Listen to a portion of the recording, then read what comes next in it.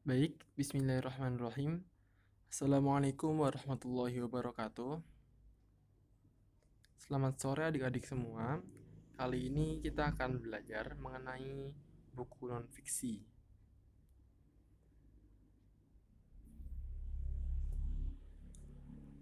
Pengertian. Apa sih buku non-fiksi itu?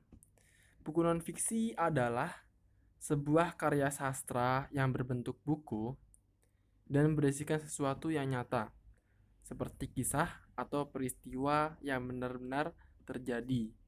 Dituliskan menurut pendapat, opini, atau kajian penulis. Perbedaannya dengan buku fiksi adalah jika buku fiksi berisikan karangan-karangan atau yang tidak nyata, buku non-fiksi berisikan kejadian yang benar terjadi atau data dan fakta lapangan. Selanjutnya kita akan membahas unsur-unsur dalam buku non-fiksi. Dalam buku non-fiksi ada beberapa unsur. Yang pertama, cover buku. Cover buku adalah bagian depan atau yang biasa disebut dengan sampul depan buku. Kemudian, rincian subbab isi buku. Rincian subbab isi buku ini adanya di daftar isi. Biasanya kalau kita membuka daftar isi, biasanya ada bab dan subbab-subbabnya. Kemudian, judul subbab. Judul subbab juga terdapat pada daftar isi ataupun ketika kita membuka bagian subbab tersebut, kita akan mendapati judulnya. Cara menyajikan isi buku. Apa sih ini Kak maksudnya? Cara menyajikan isi buku maksudnya adalah bagaimana penulis mencoba untuk menyajikan atau menampilkan suatu buku. Apakah berbentuk kisah atau berbentuk penjelasan-penjelasan yang saling berkaitan ataupun bisa dengan urutan data berdasarkan waktunya dan sebagainya. Bahasa yang digunakan. Umumnya, bahasa yang digunakan dalam buku non-fiksi ini menggunakan bahasa yang baku. Namun, ada juga yang menggunakan bahasa yang santai dan luas, tergantung macam-macam atau jenis bukunya.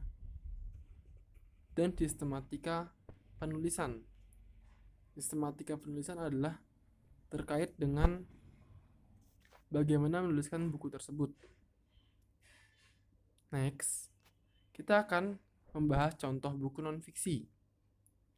Ada beberapa hal yang termasuk dalam contoh buku non-fiksi, yaitu ada buku pelajaran. Jelas ya, buku pelajaran tidak membahas hal-hal yang tidak terjadi atau hayalan, karena buku pelajaran berisikan ilmu. Kemudian ada buku ensiklopedia.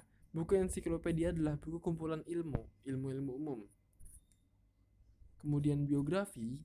Biografi adalah suatu rangkaian kejadian yang terjadi pada seseorang. Peristiwa yang terjadi pada seseorang atau bisa dikatakan dengan kisah hidupnya seseorang. Masa kecilnya, mungkin dari masa lahirnya, sampai suatu waktu tertentu. Mungkin bisa saat kematiannya atau sebelum kematiannya. Dan ditulis oleh orang lain. Jadi orang lain menuliskan buku sang tokoh biografinya.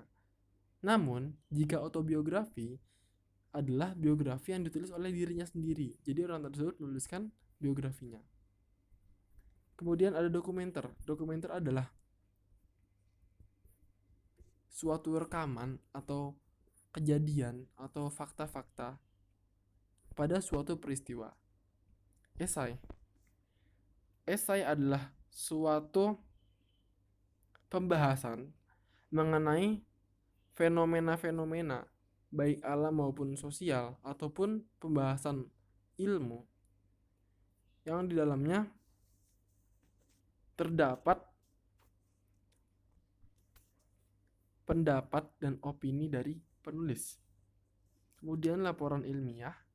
Laporan ilmiah biasa digunakan dalam hal-hal akademik seperti pembuatan makalah, skripsi untuk pengujian sarjana S1, tesis untuk S2, dan disertasi untuk S3. Jadi ini adalah suatu pembahasan ilmu yang dikarang atau disusun untuk melengkapi atau menempati sesuatu. Kayak tadi makalah untuk memenuhi tugas dari suatu pembelajaran, skripsi adalah yang biasa digunakan atau hal pokok ketika kita ingin lulus dari S1, tesis untuk S2, dan disertasi untuk S3. Seperti itu. Selanjutnya cukup pembahasan kita kali ini. Terima kasih. Mohon maaf apabila terdapat kekurangan dan kesalahan. Assalamualaikum warahmatullahi wabarakatuh.